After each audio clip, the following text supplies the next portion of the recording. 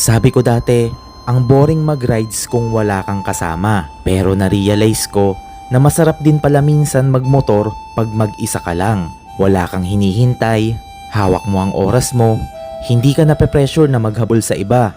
Tanging sarili mo lang ang iniintindi mo. Hindi ko sinasabi na huwag kang makisalamuha sa ibang rider. Katunayan nga niyan, marami din akong grupo.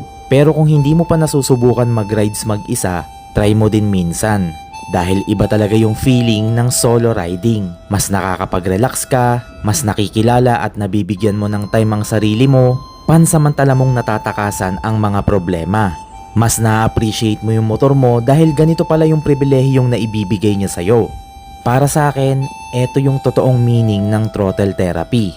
Malaya at payapa. Ikaw, nakapag solo rides ka na ba?